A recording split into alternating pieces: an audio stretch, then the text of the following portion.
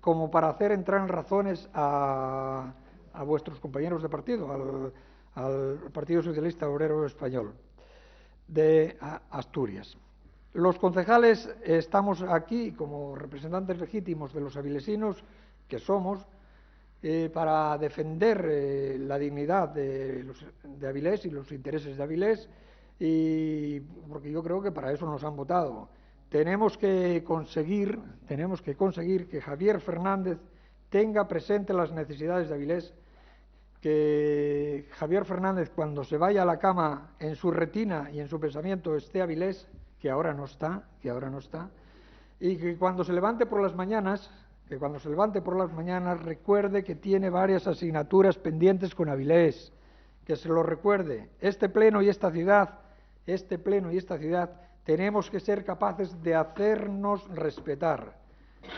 Tenemos que convertirnos en una pesadilla de su conciencia las 24 horas del día, de la pesadilla de Javier Fernández, por lo menos hasta que nos tenga en cuenta y cumpla los compromisos para con Avilés. Y eso lo tenemos que conseguir entre todos, Y si hay que coger la pancarta, pues se coge la pancarta, porque la pancarta con la Escuela de Arte, con el Centro de Servicios Universitarios dio resultado, y con el museo también dio resultado. Gracias. Muy bien. Ahora brevedad a los demás. Yo voy a ser muy breve, porque sería repetir parte del discurso del representante de Izquierda Unida en cuanto a agravios, retrasos, incumplimientos. Los enlaces del PEPA yo los califico como el monumento a la incompetencia. Tener una infraestructura que ha comenzado, que lleva unos años parada, que en medio de los hierros crece la maleza, pues no es precisamente un ejemplo de eficacia y eficiencia. Yo lo único que añado al discurso de Cueli como aportación particular del Grupo Municipal del Partido Popular es la siguiente. Dada la situación en la que se encuentra el Gobierno del Principado, sin presupuesto para el 2014, y que la única vía que le queda es la negociación de créditos extraordinarios, yo lo que me comprometo es a trasladar a mi partido, a los representantes de mi partido en la Junta General del Principado, que en la negociación de futuros créditos extraordinarios se contemple partida para dar cumplimiento a esta moción. Y esto, como representantes de los avilesinos y preocupados por esa infraestructura que es vital para el desarrollo empresarial de nuestra ciudad, debía de ser un compromiso que adquiriéramos todos. Nada más. Sí, muchas gracias, alcaldesa. También muy brevemente decir que esta moción va a la línea de lo defendido por Foro desde el principio, tanto desde labores del Gobierno en el Principado, el tiempo que estuvimos, desde este Ayuntamiento y este Grupo Municipal instó al equipo de Gobierno regional a acelerar el procedimiento o el proceso de construcción de los accesos al PEPA. Seguimos manteniendo esa postura y la seguiremos manteniendo en tanto en cuanto nos parece una infraestructura de especial relevancia para la ciudad. Por tanto, nuestro voto es favorable, como no podía ser de otra manera. Nada más. Dale el micrófono, Luis. O uno de esos. Eso.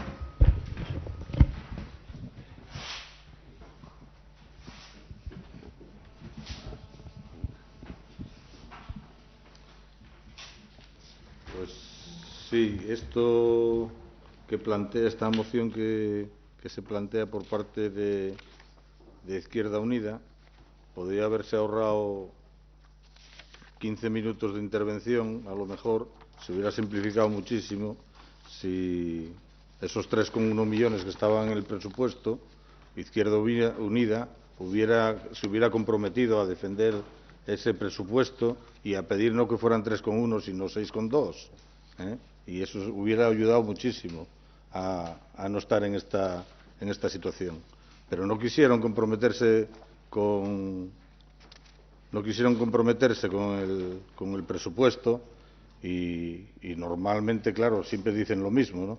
Es responsabilidad del PSOE que no hizo lo suficiente por incorporarlos a ellos, pero tenían motivos suficientes para poder incorporarse a esos presupuestos y eso que yo dije que hubiera sido lo ideal, lo podían haber provocado ellos también en gran medida si hubiesen querido.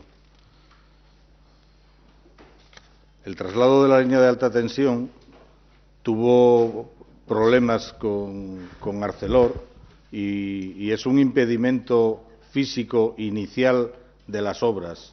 Las obras comienzan cuando comience el traslado de la línea de alta tensión, porque es un impedimento físico sin el cual no se pueden continuar las obras. Es verdad que también el Ministerio tiene que ponerse de acuerdo con el Principado, porque si bien el desbloqueo que entendemos es por la disposición a hacerlo, tiene que hacer la oportuna cesión y tiene que hacerla de acuerdo con el Principado en qué momento y cómo hacerla.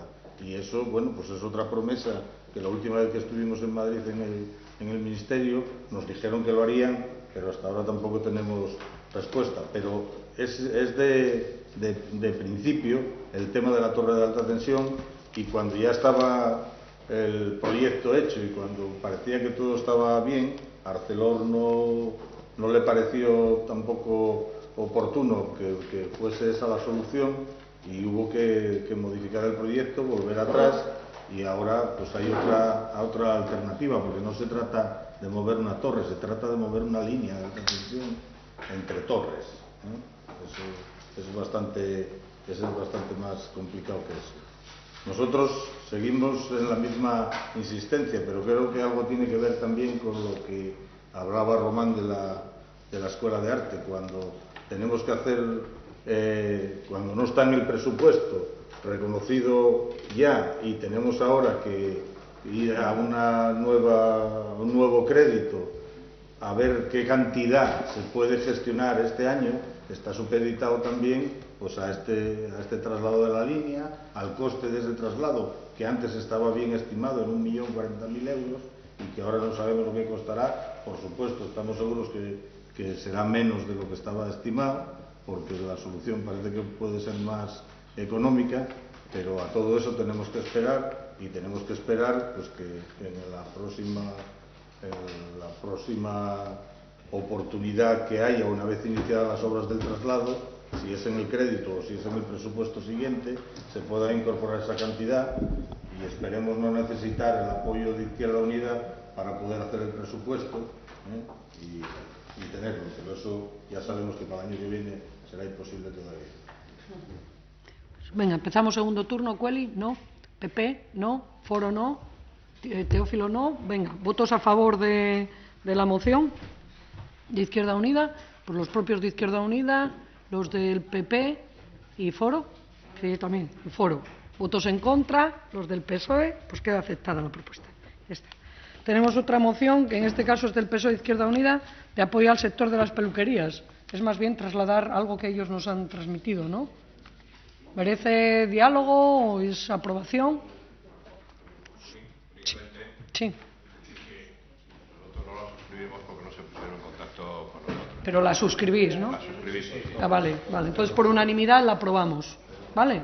Por unanimidad la aprobamos, y así se la trasladaremos a la asociación, que son muy activos en sus reivindicaciones. Vamos a ver, tenemos por escrito una pregunta de Izquierda Unida sobre el tema del vertido en el río Magdalena, y tenemos pendientes del otro pleno unas cuestiones de Carmen Conde, ¿vale?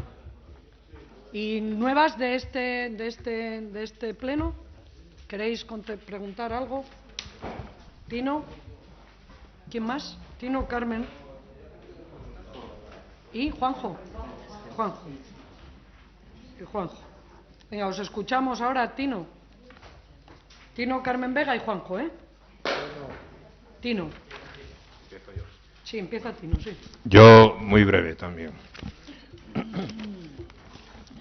Hemos intentado que se aceptara una moción que renunciábamos a que fuera del Partido Popular, intentando que fuera de todos, sumándonos a los cientos de ayuntamientos que en este último mes han, de alguna manera, reconocido la aportación de Adolfo Suárez a la democracia española, acordando dar el nombre de una calle, plaza, parque, equipamiento educativo, etcétera. En Junta de Portavoces tengo conocimiento de que se ha comprometido a convocar la Comisión de Cultura para tratar este tema. Mi ruego va en declarar en que sea urgente la convocatoria a la Comisión de Cultura, no quede en el olvido el poder dar el nombre de una calle o plaza en Avilés a Adolfo Suárez. Vega. Tengo un par de ruegos. Intentaré ser breve. Solo hace falta darse un paseo por la ciudad para darse cuenta del mal estado en que se encuentran las aceras y las losetas de las zonas peatonales de la ciudad. Son pocas las calles, tanto en el centro como en los barrios, que se libran de tener baldosas rotas o sueltas, o las dos cosas. Esto provoca tropezones y caídas que en algunos casos han supuesto lesiones importantes a peatones de Avilés. Por ejemplo, sin ir más lejos, la calle Rivero, hace muy poco que una señora se rompió la clavícula. También es difícil llegar a casa en los días de lluvia sin las piernas regadas por el agua de una baldosa suelta. No entendemos que en esta situación hayan dejado ustedes de gastar 40.000 euros que se habían presupuestado en 2013 como inversiones en reparación de vías públicas y que no se utilizaron. Ni entendemos que no se hayan ejecutado 287.898 euros, que son parte de una partida presupuestada para inversiones en barrios. Tampoco se utilizaron. La ciudad está pidiendo a gritos que se tomen medidas para mejorar el estado de los pavimentos y por eso nosotros rogamos que se ponga en marcha un plan de acción permanente, formando un equipo con las brigadas municipales reforzadas por los planes de empleo que constantemente inspeccionen y reparen los pavimentos deteriorados, manteniéndolos en el buen estado necesario para evitar accidentes y molestias a los peatones. El segundo ruego es que el patio interior del Palacio de Macua se encuentra en este momento en un estado lamentable. No solo se está deteriorando gravemente toda la marquetería debido a la humedad y a los excrementos de pájaro, sino que ya se aprecian daños estructurales. Existe un desplazamiento de la galería que se está separando de las vigas y amenaza con colapsar.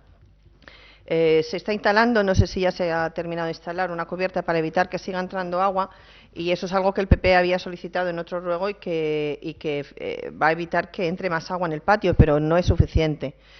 Nosotros rogamos que se realice un informe por los técnicos municipales de este ayuntamiento sobre el estado del inmueble y las medidas necesarias para frenar su deterioro de manera urgente. Y además que se realice el proyecto de reparación de los daños solicitado el pasado año por Patrimonio. No nos consta que se haya elaborado. Si ha sido así, ruego que nos corrijan, y con el objeto de acortar los tiempos necesarios para poder acometer la reparación de los daños. Gracias. Juanjo. Sí. Bueno, una cuestión muy breve que nos gustaría preguntarle al concejal de Urbanismo. Ayer leíamos en el periódico una noticia que nos llamó bastante la atención, que titulaba «Un promotor denuncia meses de retraso municipal para permitirle construir pisos». Apostillaba en prensa: ir a ver al concejal y explicar el daño que ocasiona la tardanza en una empresa que tiene un ERE sirve para muy poco. La verdad es que ayer vimos esto, quedamos un poco sorprendidos porque no lo entendíamos y considerábamos que esto dejaba al Ayuntamiento de Avilés en un mal lugar, porque desde luego ahora mismo que no hay mucha actividad económica, el que es la iniciativa privada se plantee una construcción de pisos, pues es algo, vamos, curioso y hasta encomiable, ¿no? Y en esta noticia, en este tono en el que habla de supuestas retrasos injustificados y demás, nosotros consideramos que habría, bueno, ya digo, lo vimos ayer, consideramos que habría alguna explicación razonable y que hoy en los medios de comunicación podríamos leer la contestación del Gobierno explicando por qué ocurre eso, porque desde luego motivos tiene que haber, pero claro, cualquier persona de la calle que lea esto pues no entiende nada, porque se supone que nuestra función es pues fomentar la actividad económica en Avilés, y más en estos momentos de crisis en que prácticamente es mínima, y más si encima por el medio aparece un ERE, es decir, una serie de trabajadores que están esperando para reiniciar vuestro trabajo, pues ya casi es una obligación. Entonces yo lo que le pregunto es cuáles son, que se diga públicamente cuáles son los motivos por los que esto ocurre, si es verdad que hay retrasos, si es verdad o no es verdad que los haya, o si es que hay cosas pendientes que el constructor oculta. Bueno, queremos que nos explique, porque desde luego esto leído así, cualquier persona Yo creo que Avilesino, con buena voluntad que lo lea, pues que nos deja al Ayuntamiento y a todos en muy mal lugar. Muy bien. Entramos entonces a las cuestiones que teníamos por escrito. Vamos a ver, teníamos del pleno anterior ruegos de Carmen Sola Conde sobre la policía de proximidad. ¿Comentas, Pedro?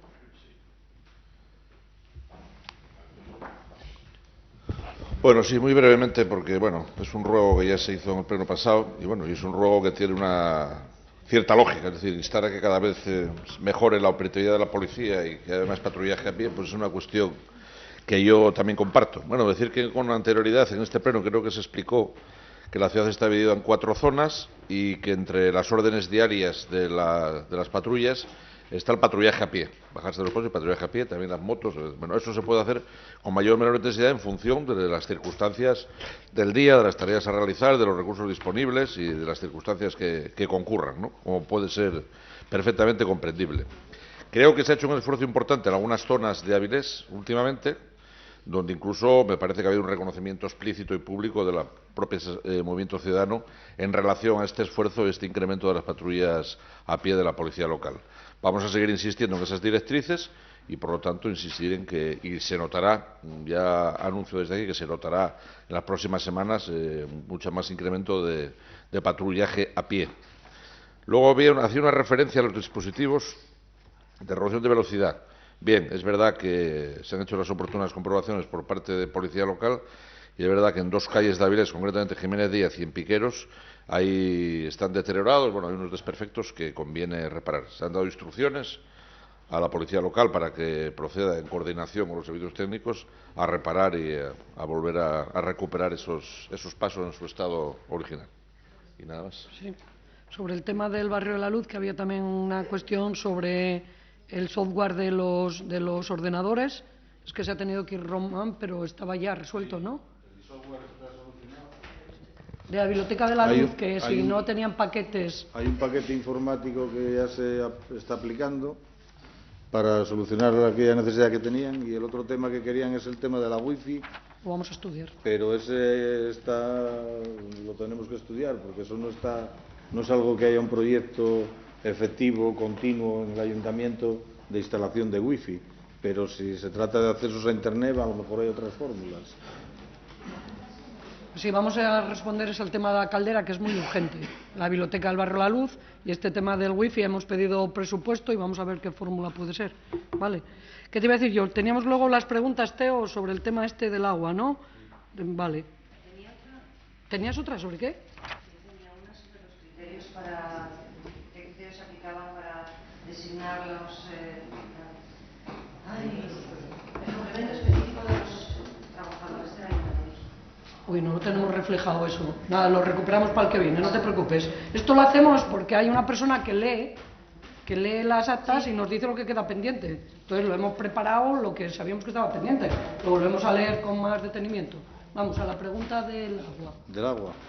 Del agua. Bueno, no es que pueda ser muy breve en ella, seguramente, bueno, pero son 3 preguntas, ¿no? Sí.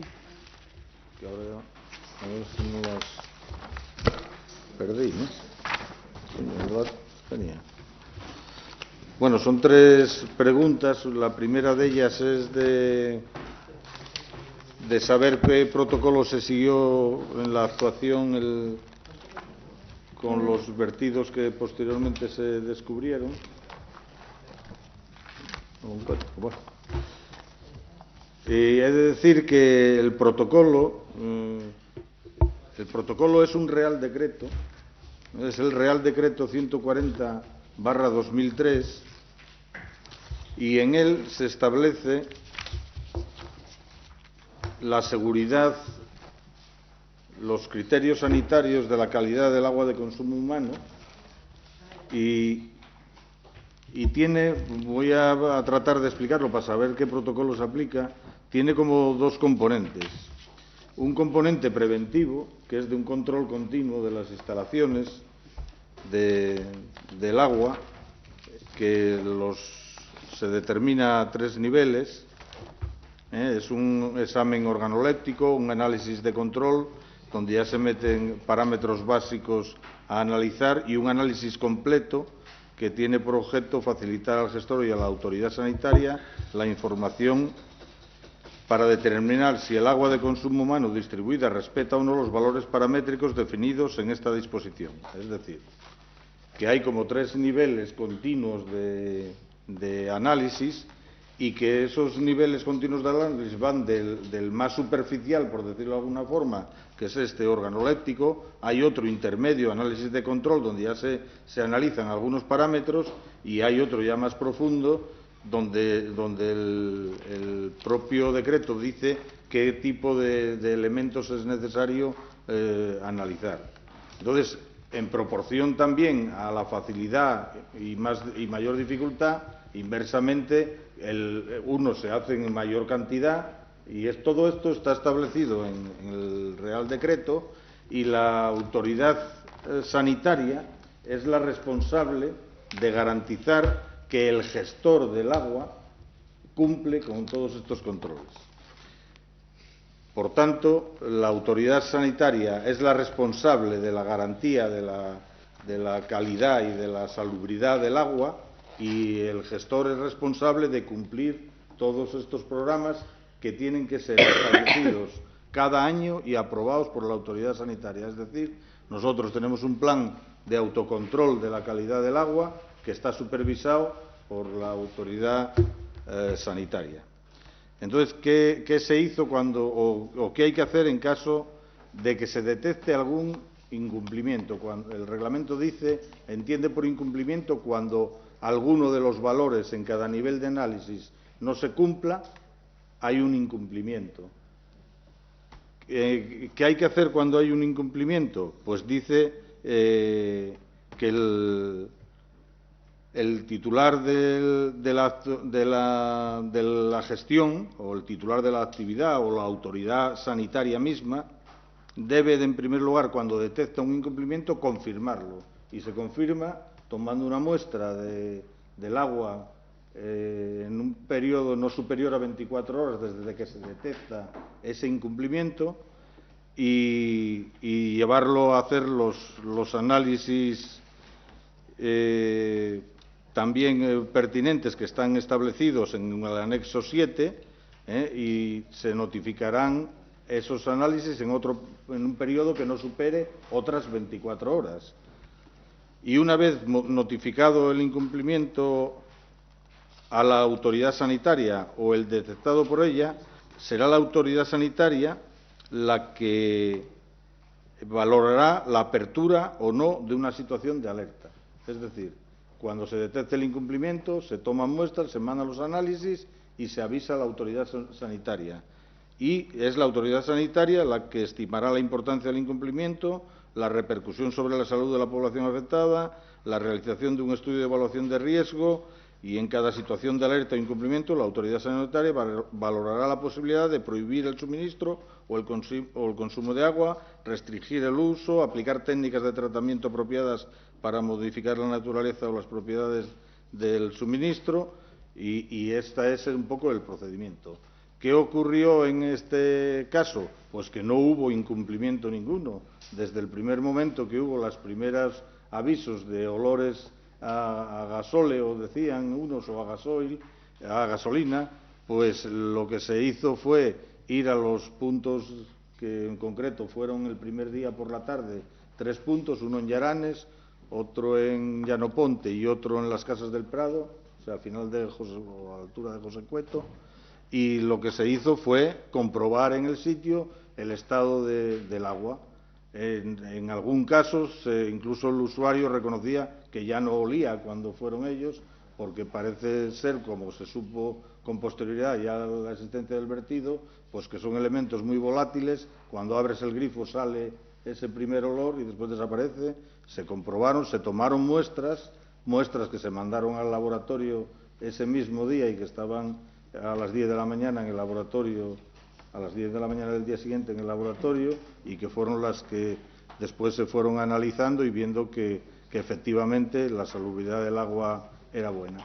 El viernes por la mañana se volvió a producir llamadas a primera hora de la mañana. Se ve que cuando vuelven otra vez algunos usuarios a abrir grifos, y se vuelve a ir a un determinado número de puntos y se comprueba que la situación es la misma, entonces ya se empiezan a tomar se comprueba que el agua sigue siendo potable, porque el agua seguía siendo potable, aunque sí es verdad que daba la tubería algo de olor, aunque no se apreciaba ni el sabor en el agua del gasóleo, pero sí ese olor al abrir el grifo. Entonces, lo que se hizo fue empezar a drenar las tuberías, abrir bocas de riego y purgas para hacer circular mayor cantidad de agua por las tuberías a fin de limpiar, y se empieza a mirar en la etapa de la estación depuradora a ver la entrada de la estación si había algo. Ahí no había nada. Se fue a los ríos que suministran, a los puntos de suministro, y fue en el río Magdalena donde se detectaron olores fuertes de gasoil en el río. Entonces, a partir de ahí, que serían pues las 12 del mediodía del viernes, se llama al 112, se avisa también a la autoridad sanitaria, y es el 112 el que pone ya el dispositivo también con el SEPRONA de investigación del vertido. Todo el viernes estuvieron con el sistema de purga de toda la tubería de distribución de la Lleda aguas abajo hacia distribución, tratando de limpiar al máximo posible la tubería, y ese fue un poco el desarrollo que hubo de la actuación. La autoridad sanitaria se avisó, no porque hubiera incumplimiento, pero sí porque la autoridad sanitaria se le suele llamar para consultar, para asesorar, y así fue como se mantuvo el contacto entre la autoridad sanitaria y ellos, confirmando que no había nada, pero que se advertía de ese vertido. Después, la propia autoridad sanitaria hizo una inspección también de la ETAP, levantó un acta de la inspección en la que comprobó que estaba todo en buen estado, se llevó todos los análisis que llevamos hechos en la depuradora desde principios de este año, desde enero, y dice en el acta que está todo correcto y que los análisis que tenemos que los analizarán y emitirán un informe. Y eso fue un poco la evolución. Después había alguna otra pregunta relacionada al sistema de información. Y la investigación del vertido le corresponde a los guardas de los ríos, ¿no? ¿Cómo se llama? Sí, bueno, eso ahí está. Guardería de los ríos, ¿es? Bueno, es el SEPRONA. SEPRONA, sí. El organismo. Pero hay una figura que se llama así. Sí, la investigación creo que continúa, vamos. Continúa, claro. Después la siguiente pregunta estaba relacionada con el sistema de información. Sí. ¿Cómo se facilitó la información a la gente? Sí. La información facilitada fue siempre esta misma que yo ahora casi transmito, ¿no? De que sí, que efectivamente se ha detectado, cuando llamaba a la gente a preguntar qué pasaba, que sí, que se ha detectado que hay olor a gasoil, pero que el agua es de consumo normal, que es potable, y que lo único que tiene es ese componente que se está investigando a ver lo que es. No se colocó ningún cartel, porque aquí se cita que si se pusieron carteles, se quitaron. Ni Aguas de Avilés ni el Ayuntamiento puso ningún cartel en ningún sitio. Ninguno. Bueno, pues lo pondría quien los pusiera, pero ni Aguas de Avilés ni el Ayuntamiento. Porque yo consulté a Aguas de Avilés y me decían que creían que en Casas del Prado, en un portal, se había puesto un cartel. En Casas del Prado que alguien había puesto un cartel, pero desde luego ni Aguas de Avilés ni el Ayuntamiento. Nadie, porque no habían... se contestaba a aquellos que detectaban el olor, porque tampoco era una cuestión que todo el mundo en Avilés detectó aquello. Entonces, como no había razones para más, pues se informaba a los que llamaban y se les decía lo que había. Los resultados de todos los análisis que se mandaron el día 10 y los que se mandaron el día 11 llegaron, todos tienen los valores mínimos, vamos, muy por debajo de tal. Solo hay uno que fue, creo que era el de Llaranes, que daba trazas de algún tipo de benceno o algo de esto, que fue el que alertó un poco también sobre la pista de qué tipo de vertido, pero vamos, trazas muy por debajo de los márgenes. Y después había otra tercera pregunta, me parece, ¿no?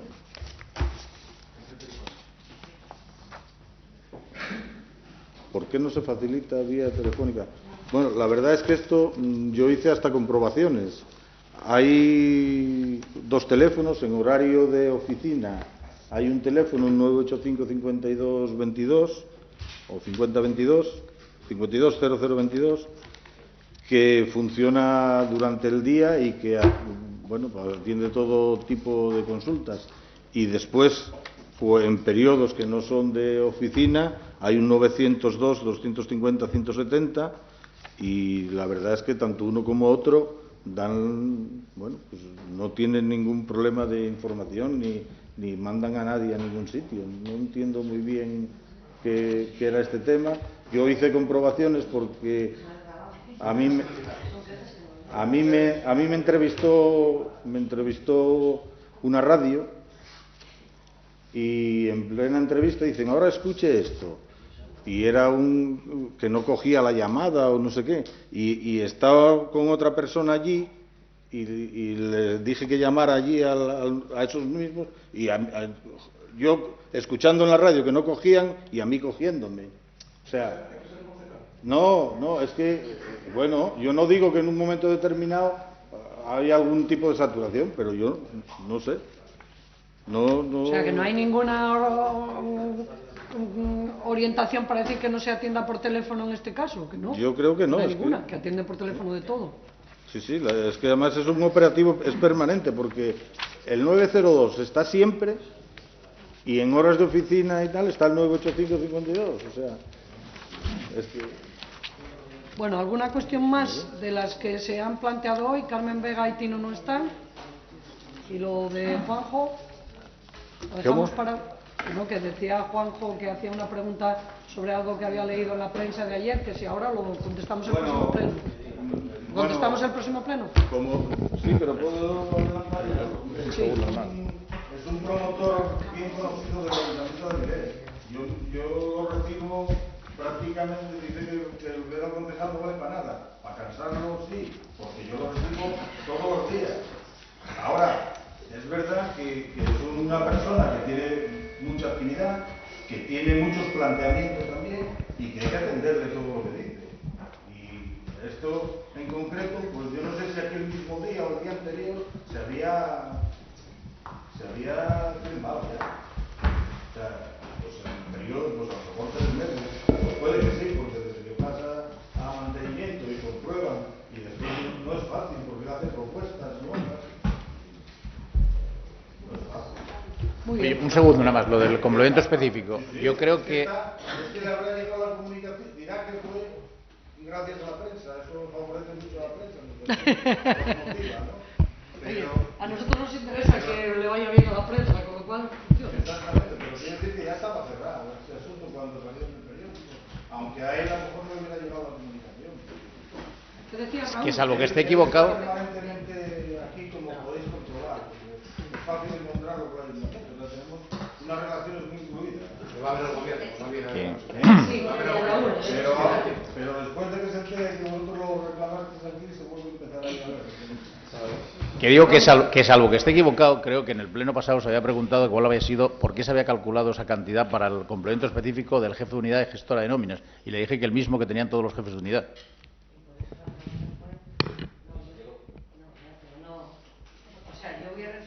Vale, lo vemos. Vale, lunes 9:30, ¿vale?